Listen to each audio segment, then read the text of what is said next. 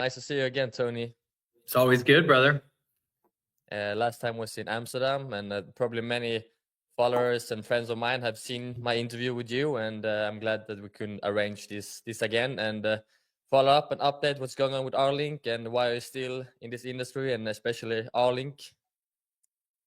For sure, man. Yeah, I think a lot of advancement since our last meetup in the Netherlands. So it's definitely exciting with what's going on right now in the blockchain space overall and the cryptocurrency space, but certainly with R-Link, there's a lot of really good things going on as well.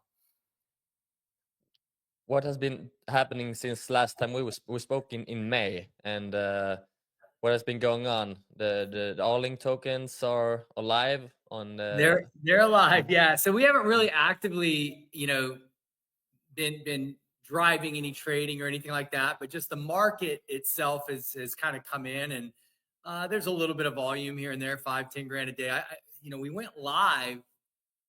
We've been a couple months ago on Uniswap, and I day one somebody was trading it. I don't know who, but there was like $1 million that went in, but it wasn't from any of our folks. So I guess some people got wind that the token was going live, and then we've just come out of beta on the platform, and so there's a lot more buzz going around, people that are wanting to get their hands on the platform and use it. We've been very controlled about the growth of the platform just to make sure we had enough customer service, just to handle an influx of clients, and there's just, for me, I probably mentioned on our first interview, but it was like, in business, I've always kind of looked at different niches where I could carve out volume, and market share. And a lot of times, I look to sell out to the big guys. And I've done that, in the restaurant delivery space. We had built an Inc. 500 company that was kind of like Uber Eats or DoorDash or Just Eat throughout Europe. There's a lot of other companies that do food delivery, if you're hungry and you want them to bring it to you. But we never planned on beating Uber Eats or DoorDash. At that time, when we started the company in 2016, Uber was like a $60 billion company. And so it's kind of always, let's build in cities that they're not.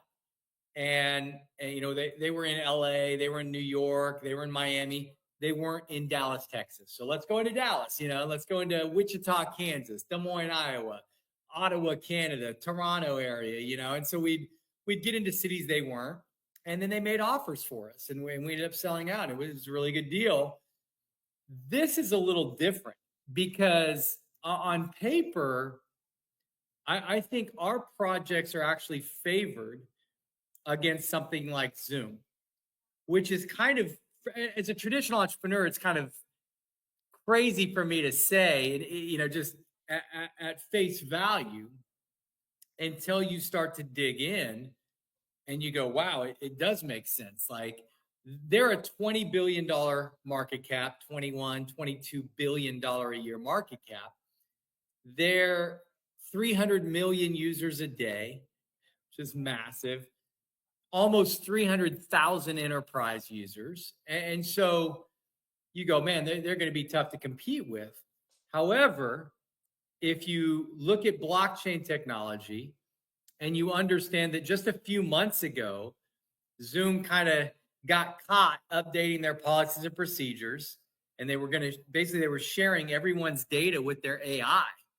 And, the big shareholders of Zoom, there's a lot of Chinese companies that have a big stake in Zoom. And so I think people were concerned, like, after the AI has all our data, where does it go? Is it monetized? Is it being sold? And so, I think if you were upset with that, your alternative is Google and, Google Meet, Microsoft Teams, which they're better at taking our data than about anybody. And so I felt like, as society, if you could have a choice to use a platform that you knew your data was out there and some big corporation had control of it, or you could use a blockchain-based platform like R-Link, lives on the Rally blockchain, where each user is an owner. Each user owns their own data. And eventually we'll have an option. The community wants people to have an option to share their data if they want to and earn income, basically get paid in digital rewards, cryptocurrency, to share their data. And so Zoom is never going to do that. They're never going to allow us to own it just because we're using it and sharing it with others. And so that aspect alone, I thought, that gives us an advantage from a presentation standpoint, being able to call to action. If I want to share a website with somebody, typically on Zoom, I've got to type a message in the chat, which I can do that. But I'd rather have call to action buttons where I can say, hey, just click the R-Link home button and it'll take you to our website. What's cool is if you're watching this recording, that's a live button, like that's hot on our link. I don't know, on the YouTube it won't be, but if I share my link with somebody and I go, hey, just click the link, watch the video, this button will be hot and you'll be able to record with it. You can go into slideshows without having to stop, share my PowerPoint, share screen. Like I can load slides and just go through the show. Like I don't have to wait for video, as an example. I don't have to wait and go, let me share my screen.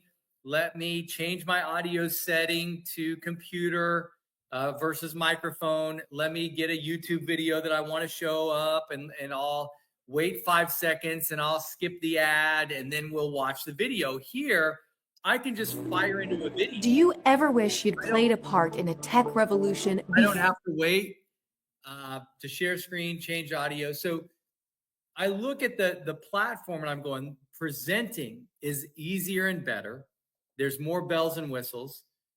The fact that I'm cheaper than Zoom, and you can go into the plans. Actually, if I pull up the plans through this medium, you can scroll up and down if you want, friends, and basically, like, you can go from annual to monthly. You can look at the highest package we have. It's $50 a month. If you pay annually, it's less. It's $500 a year. You get like 2 months free, so a little over $41. My enterprise package with Zoom, I had 3 rooms, so I could have 3 people doing meetings at the same time, up to 1,000 people per room, so up to 1,000 people per meeting, and it was $327 every month. So 3,900 and change for a year in US dollars.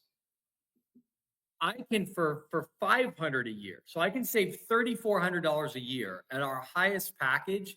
I've got 5 rooms with up to, and you can scroll up and down or whatever, you can kind of see the different highlights of it, but it's up to 3,000 people per meeting. 5 rooms. I've got about 20 times the storage. I'm saving $3,400 a year. It's a no-brainer. And so I think for the first time as an entrepreneur in my career, I can go head-to-head with multi-billion-dollar companies, and I'm actually favored to beat them. That doesn't mean, I'm not saying I'm going to beat Zoom or Google Meet, but if you have a choice to own your data or have it owned by a corporation, I don't know many of us that are going to choose to let a corporation control all our data. If you have a choice to pay less and save money and get more bells and whistles, more usability, I don't know any of us that won't choose to have more usability. And then if you have the option to get rewarded, like I can earn rewards just for using the platform. I can earn cryptocurrency just for sharing the platform with others. I think every one of us will choose to have those rewards, to have the data, to have the ability to share the platform with others and gain more rewards. I think it's a no-brainer. And so that's the exciting thing for us, really, is we're coming out of that beta and now allowing users to start becoming customers and sharing the platform with others. So it's certainly exciting times right now. It is really exciting times, and I'm only using Allink when I'm doing meetings with my coach, personal coach, and when I Nice. showed him this, he was also blown away. And also he talked to another coach who lives in Bahamas, and I had 1 hour meeting with him about Allink, and he was like, "This is a no-brainer." When I read Right. about Zoom or Teams that were collecting data for the AI. He was Yep. like, I need to change as soon as Sure. possible. I need to change. Sure. And very good guy with great connections, and probably he will talk about it like I'm doing, because it's a Sure. great product. And if I use it daily and I know people that need their that data secured, I'm gonna use Allink. For sure. Makes sense. So this is two aspects. You can invest, but you can also use the product. But if you use the product and you see how it works, I want to invest in that Sure, project. So sure. I have a lot of node owners that are coming on after using the platform. Like they didn't understand there were nodes available, and obviously for people that are new into the crypto or the blockchain space, a node is I look at it. One of the best analogies was like a cell phone tower for like Verizon or AT&T or Vodafone if you're in Europe, or O2 or whatever. And if you have land that Vodafone calls you and says, "Hey, we want to build a tower on a piece of your land." They don't buy your farm or your ranch or what. They lease a little piece of land and they send you money, like they give you a check every month for hosting the Vodafone network on your land. And a node, similar like with Bitcoin, they have mining nodes where if you run a Bitcoin miner, it's called a Bitcoin mining node. It runs the Bitcoin network, and you can earn Bitcoin for hosting the network on your computer, your Bitcoin miner. We have software-based nodes, which is cool because Bitcoin mining is so expensive. We can run one of our nodes for about the price of a light bulb that it costs to run a light bulb. And you can run it on your own laptop, or you could run it in the cloud. I have a lot of nodes that I run in the cloud, and it just helps to manage our network. When I'm doing this meeting, when I'm paying for the software, when I'm using my tokens, when I'm sharing with others, that's all tracked on the blockchain. The revenue that comes in is all tracked on the blockchain. So there's full transparency. You can see what's happening. And if one of your nodes is helping us operate, you earn tokens. Right now, it's around 3,000 tokens a day for every node owner. We call it proof of participation. In Bitcoin mining, if your computer doesn't do the actual transaction, the first confirmation on a transaction, you don't get the reward. In our platform, if your node is turned on for 6 hours or more a day, you share evenly with every other node owner. So we call it proof of participation. For us, it's not necessarily as important that your node did the actual work. We need to understand, do we have access to that computer power? And if we know we do, we can scale up accordingly. And so having more node owners on helps us scale. And so we can share that distribution every single day with the node owners. And then obviously the users can earn the cryptocurrency rewards, the digital rewards for just using the platform, for sharing it with others. And then certainly there's, I'd say, kind of the speculators from the crypto world that will buy the token from Uniswap. Eventually, I think we'll end up on exchanges as we grow, but they'll have the opportunity to buy the token from the node owners or people that are using it. I just do both, right? Like I use it and share it with others, and I'm a node owner, so I try and get as many tokens as I can. what's the big difference compared to just buy the tokens on the market and buy a node? Sure, sure. Yeah, for me, I do both as well. I have people that, for whatever reason, they need to pay their bills. They have tokens. I think the tokens are undervalued. So I do a lot of peer-to-peer transactions where I'm like, hey, I'll buy your tokens from you. And that's fine. The reason I prefer my nodes over the tokens, I guess the best analogy I've probably heard is the chicken or the egg. And it's not what came first. It's if you're hungry and you go to the store and you buy eggs, so you buy a dozen eggs, after a few days, if you eat them all, you got to go back and buy more eggs. But if you have chickens that are out in a coop, and you've got farmland or whatever, and they're laying eggs every day, you go pick up the eggs, you eat breakfast. The next day, there's more eggs, you eat breakfast. And so the nodes are kind of like the chickens. They generate tokens every day. and you don't really need to go to the store to get eggs. Certainly you can, but if you have a bunch of chickens, there's not really a need to go buy eggs. They just kind of create eggs for you. And so the nodes are generating tokens on a daily basis. So I really like that. And again, not that you can't just go buy the tokens, but I'd like something that's producing the tokens a little bit more.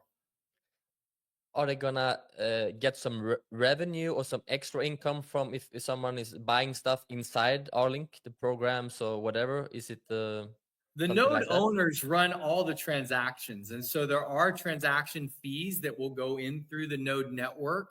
The node rewards go through the node network. So the tokens are distributed out. But the more users, the more fees go in. So if we drop an NFT as an example, so let's say we give 1,000 users an NFT that gives them free months of the highest level service.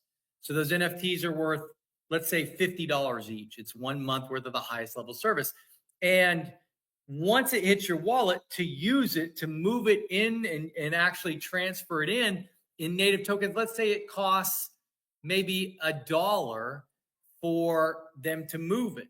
Well, they're saving, $50 for the monthly service. So it's like a $49 spread for them in US, or be close to 49 euro, whatnot. So that dollar fee goes through the node network. So if 1,000 users had an NFT drop, that's $1,000. What if we dropped it on 1 million users? What if we dropped it on 10 million users? So they're getting a free NFT, but when they move it into their wallet and use it, that native token, it's being paid out through the entire node network. And so certainly there's a lot of upside as revenue is generated for the node owners. And then a lot of the NFTs that drop, some of them will drop exclusively to node owners. So you'll end up being a node owner, getting an NFT. Maybe that NFT is worth $50. You could end up selling that NFT to somebody.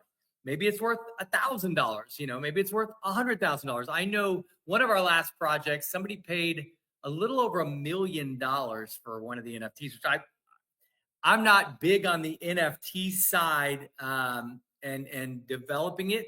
I know this: if there's an NFT that has a ton of value, I'm interested in it. If it's just like a painting or something, probably not as interested in it, but like a digital painting. But if it gives me ownership, if it allows me to use something, if it allows me to share something, I'm interested. And so being a node owner has a lot of perks, I'd say, that are involved with that. And all the revenue, like if you pay 10, 20 or $49 here, I don't know the exact amount, but how much percentage of that will go into buying the token on the market? Because that, when I realized that and understood that fully, it's like there's also mind-blowing realization. Yeah. And so we're just coming out of beta right now. About half goes into the market, and it goes in a couple different ways. What we do is, if we sell $1 million, we can put, let's say, 500,000 through the market. About 70% of that, so 350,000, let's say, can go into what we call creating liquidity pools. It just helps to, hey, if you want to have Bitcoin and buy the Rally token, you can use Bitcoin through that liquidity pool. If you have Ethereum, if you have Solana, if you have USDT or USDC or the Euro, digital Euro, whatever, we'll end up creating the community, or we'll pick the liquidity pools they want to create. And then the other 30%, so maybe 150,000, let's say, can go into buy side and just start buying the tokens. The community can determine to do that, especially if they think the token is undervalued. The community is the one that makes the rules on where that revenue flows. As we generate more revenue, we will scale up. The more users we have, the cheaper it becomes to operate. And so I do believe within the next several months, 100% of the revenue will go through that liquidity pool and buy side. Eventually, if things go well, you get to a point. Our last project was doing $4 billion a day in trading volume. The community at that point could say, hey, listen, we don't need to create liquidity pools anymore. Let's just go in and buy the token, all of it. Like, just go buy the token if we think it's undervalued. But there's so much liquidity at 4 billion a day or whatnot, if it gets up to like one of our last projects did, it's like, all right, we don't need to use anything for liquidity at that point. We just come in and buy tokens if we feel like they're undervalued. And again, the community controls that. They can vote on that, which I love. I love the fact that we are a decentralized network, that the fact that the community owns the platform and decides what we want to do with the excess revenue, what we want to do with the platform, what bells and whistles. We're adding constantly more use case, more bells and whistles to the platform every day. When do you think this will happen? Is it 2 months, 6 months, or 7 months, or? It's really tough to say. I think, obviously the market's really strong right now and growing. But for our project, I'm not really concerned about crypto or blockchain or the rewards. My focus really, and I'm just a community member, I have no ownership, but I've built some big companies. And my goal, and some of our other folks who are part of the community, all of our goal is to get as many people using this platform instead of the Zooms of the world or the Googles or the Microsofts. And if we have millions of customers paying even the lowest $10 a month, and we'll have the free trial launching soon, so people could literally just try it for free. But if they like it and they come in on even the lowest level, the value of that token could be very substantial. I mean, I do foresee us adding a lot of users very quickly. And if you can use the token to pay for your platform software through our ecosystem, if you could use the token to buy food, if you could use the token to take a ride like an Uber, that token gets more and more valuable. And I believe the marketplace will reflect that value. And again, I can never guarantee anything, but I can tell you our last project, the market cap reached 40 billion, a little over $40 billion, which is probably ridiculous. I don't think it belonged that high. There were days where its market cap was higher than Tesla's, which again, I think that was crazy, but that's irrelevant. The fact is, whether it is that high is what's relevant. And if you're holding the token and the market cap hits 40 billion and you've got $4 billion a day trading and you want to sell off your token, you're going to be able to sell your token. Like, the market cap is what it is. And again, I think all markets are irrational from an economic standpoint. That was kind of what I studied in school, was finance and economics. And certainly all markets eventually at some point are irrational. But cryptocurrency, blockchain markets are uber irrational. Like, they're extremely irrational. And I don't think they'll be that way forever. But for now, I think it's amazing opportunity for us that are early into different projects on blockchain, especially projects that are creating real world utility. Something like this. I think historically blockchain projects, they're selling some ICO. Here's their idea, and it's not real. They're building it, or maybe they're not even trying to build it. But the vast majority of those projects never come to fruition. They never get over the hump. I think most of them never plan on coming to fruition. So they just, it's a pump and dump. They're just trying to rug pull. And what I love about our projects is they're real. There's millions of dollars behind these projects. We've invested, my family, $53 million into these projects. And so, it's funny, but like if we tried to rug pull and we said, well, I'm going to sell all my tokens and make $20 million or $30 million, I still lost 23 million on the product. Like, I can't sell like that. I have to wait until there's so much revenue driving the project and everybody in the world is a part of the project or understands there's value in the project. There's just massive people around the world. Then I win. And that means everyone else is a winner as well. And so I think that's so different for blockchain and cryptocurrencies, where you have real products, real services, real users generating real revenue, and you've made it seamless. So someone like my mom uses this platform. She doesn't understand blockchain. She doesn't know what a MetaMask wallet is. She doesn't know how to bridge a token to an ERC20 chain or the Binance chain. She just knows that, hey, this is cheaper than Zoom. I own my data. I can present a lot easier with this than I can with Zoom. And she likes that. She looks at the rewards almost like airline miles or credit card points or, Panera or Starbucks or whatever. She gets these rewards that she can use to pay for things. Now, if we do start trading and if we get aggressive and the world comes in and there's a ton of revenue, I'll have to call my mom and say, hey, instead of buying your meeting software with your rewards this month, we'll buy you a Mercedes, and again, that might never happen, but I'll have that conversation with her if it does, and I'm sure she'll be excited about it. So Yeah, no, I'm really excited when you fully understand everything about Arlink. And when I want to do research like about Bitcoin 2019 or other mhm. projects, I'm really deep down and really take my time to understand fully. And with Arlink, you need to give it some hours maybe, but Sure. it's I think that your future self will thank you. And also, is there any universities or partnerships that in the pipe, so to say? We're working on adding education onto this Rally blockchain as well. So our link is it's a service that's on the Rally blockchain. There will end up being many services and products on the Rally blockchain. One of the next ones that we're working on, there's about 7 universities to start that we're working on utilizing our blockchain and being able to have students take courses and earn cryptocurrency when they pass the course. And eventually, we want students to be able to use cryptocurrency to pay for their tuition, for their course. That's exciting for me because there's 7 universities we're working on to start. There's another 75 to 100 that we're kind of looking at as phase 2. Phase 3, we have over 1,500 universities all over the world.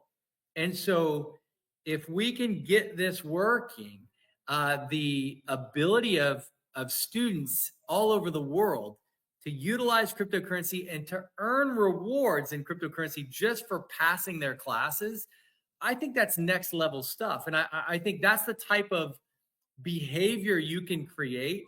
I think I remembered, back in the day in elementary school and stuff, if you read a certain amount of books, you'd get like a pizza party or something. And I didn't like to read that much, but I can tell you, I read a lot that week and that month, so I could get the pizza party. And a lot of my friends did as well. So we had a lot of pizza parties going on, and it's like, man, as a student, if I could earn for learning, I'd probably want to learn more. I'd be more excited to learn. And I think, that's something that we're working on. And again, there's still a few T's to cross and I's to dot. But yeah, I mean, if all goes well, I think we're going to end up with some accredited university courses that are going to be available on this Rally blockchain and using this Arling platform to take those courses.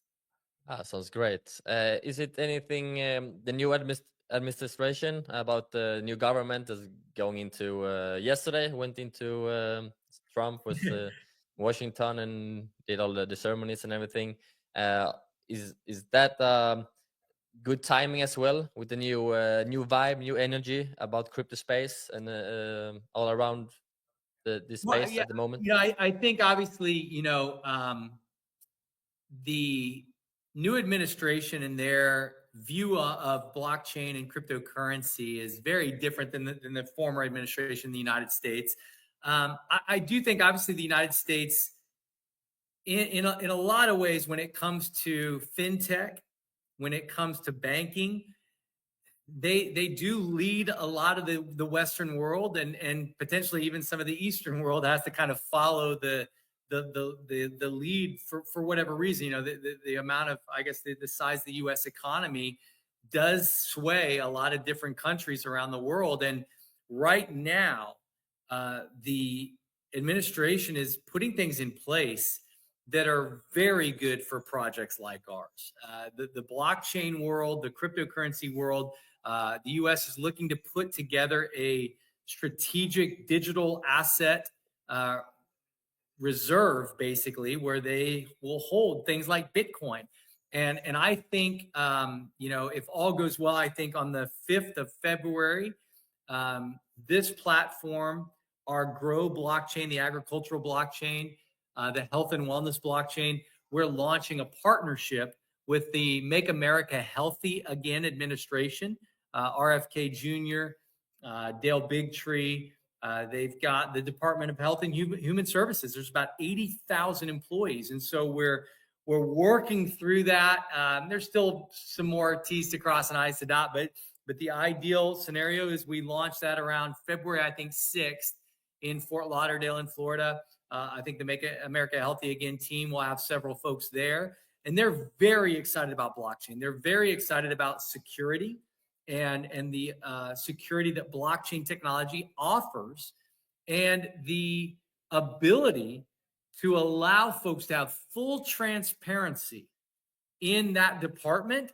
And I do believe if that goes well, that we will have a good opportunity with the entire administration and be able to work through the executive branch, offer more security, more transparency for the American people, but also for the world.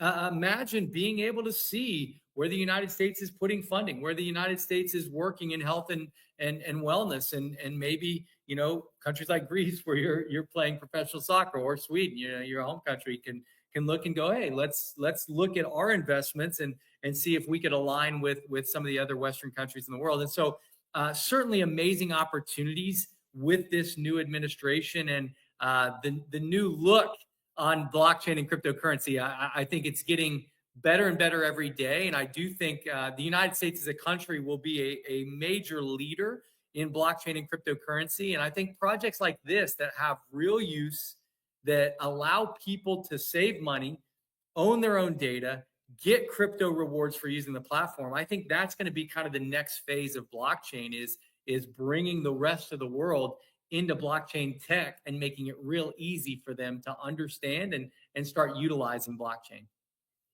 It's a big shift coming here, and even I want to go to the States now and play MLS, and also focus on other stuff, crypto and the business side. So I think many people will go to the States now, especially when they regulate it during probably some weeks, some months maybe, but it Sure. will be faster than the old administration. Agreed. What's your vision for this year? Like, what do you think will happen with next year? Maybe we'll talk again. Yeah. I think, for me, I don't have a crystal ball. I always tell people I can't see into the future necessarily, but there's things we can control. People like you and I working together to add more users onto this platform, we can control that. And I believe a lot of people are going to be working very hard over the next 60, 90, 120 days to add a lot of users onto this platform. And if we can do that, I do believe this will be one of the best years financially I've ever had. And I've had some big years. My last company we started generated a little over $10 billion in tax credit revenue for clients, over $2 billion in receivables.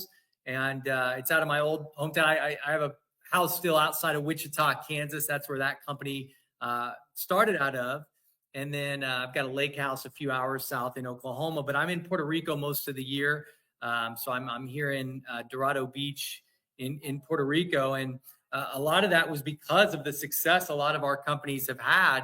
And I truly believe, and again, I don't have a crystal ball, but in my heart of hearts, I truly believe this will be the best year I've ever had financially, and my family has ever had financially by quite a ways.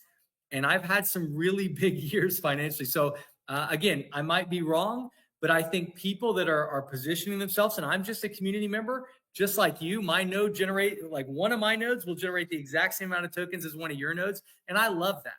I think, when you look at a lot of entrepreneurs, if I invest in a project with Elon Musk or Mark Zuckerberg or Jeff Bezos, they're going to be the lion's share. They're going to be up top, and maybe I get a little piece of the action. Here, it's like, we're all in this together.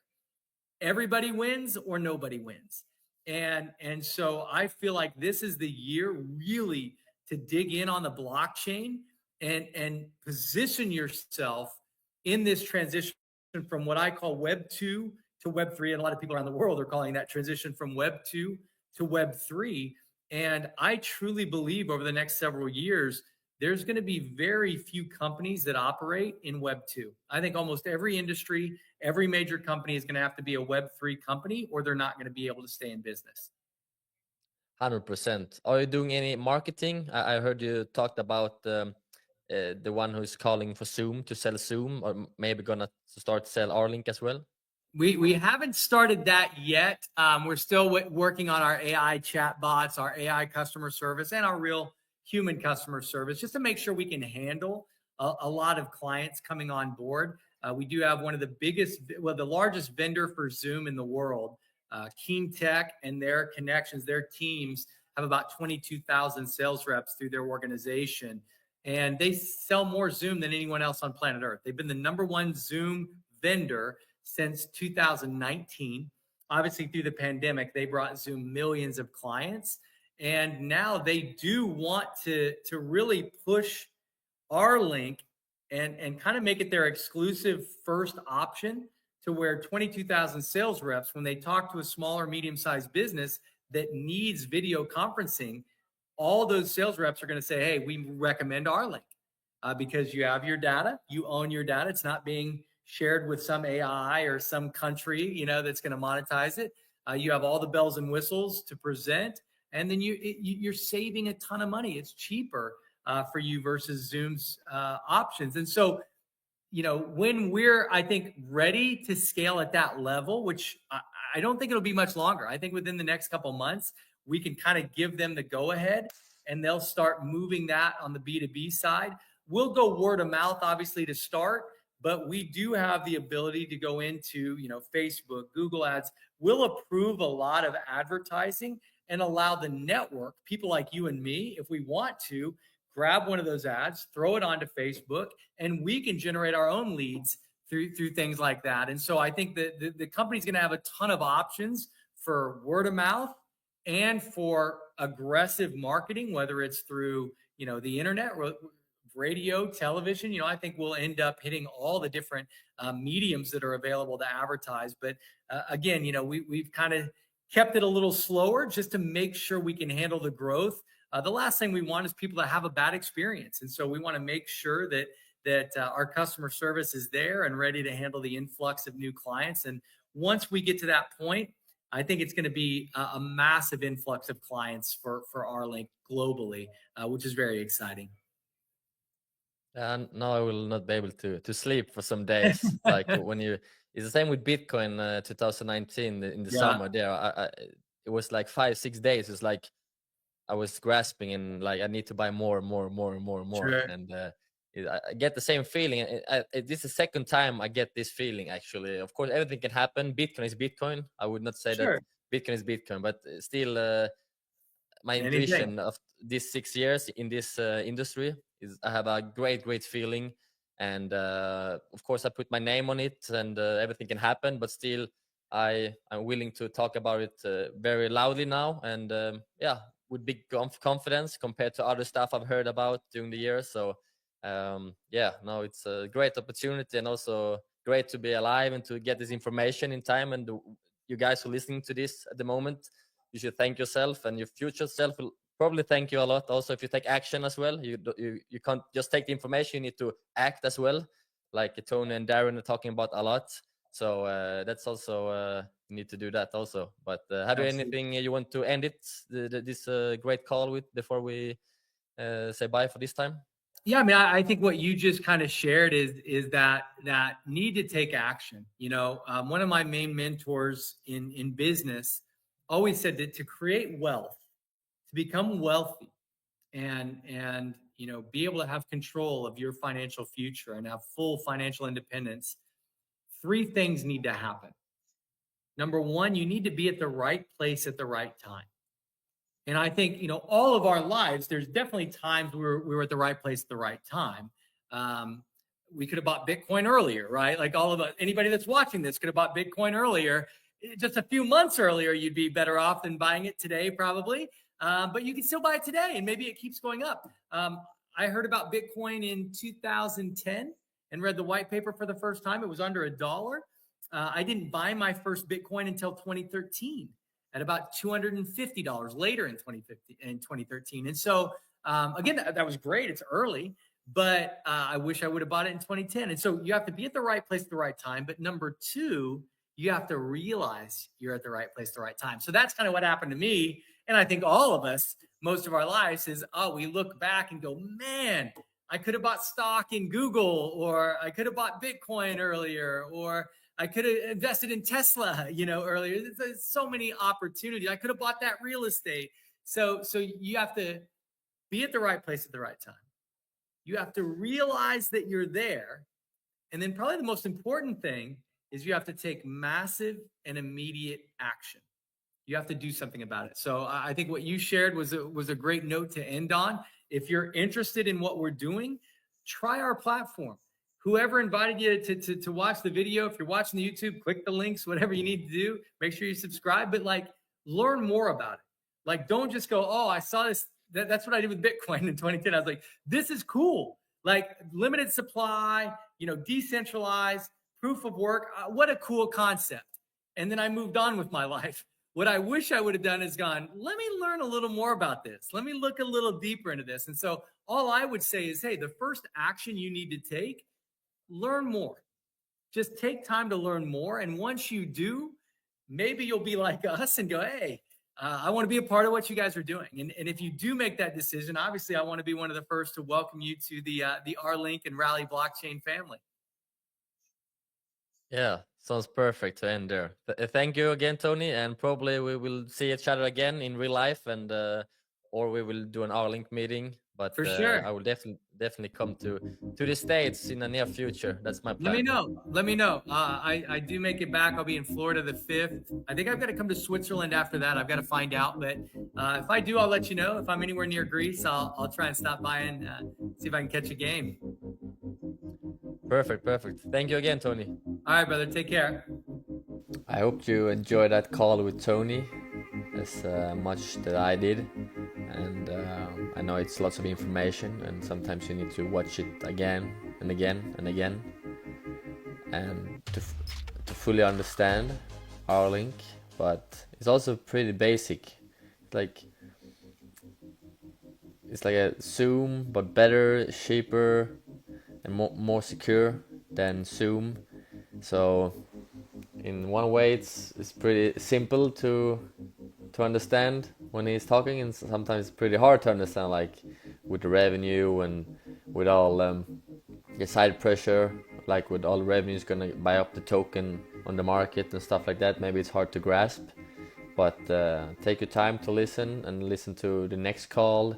They're having calls almost every week, Darin and Tony, and I have a great feeling, like I said in the interview, and hopefully we can watch this video again. That's why I'm putting this out in the ether, on the internet, to watch maybe in 1 year, 2 years, if it's gonna get this high success that I believe, and also Tony, of course. And it's gonna be fun to watch that again, to follow the journey live when it's not 100% yet, or the price is high up, or the whole world knows about it.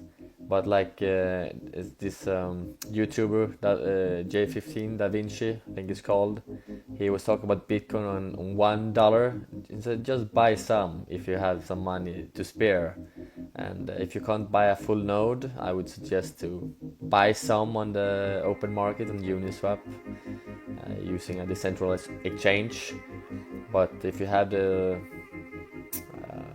money to invest in a node, I think that will produce eggs, like Tony was saying, eggs to you every day for many years to come. So yeah, if you enjoyed it, hit the like and subscribe if you want more content like this. And I also gonna keep on doing these highlights with the Grow and Galvan, R-Link and Rally, the Revo rideshare also. So just if you connect or you have notes, just follow this account, and I will update for more content during the year, and also getting the highlights out, to short it down because I know people don't have time to watch a full interview. So yeah, and I love to see everything and get the highlights to you so you can save some time. Yeah, see you soon again in the next video. Bye bye.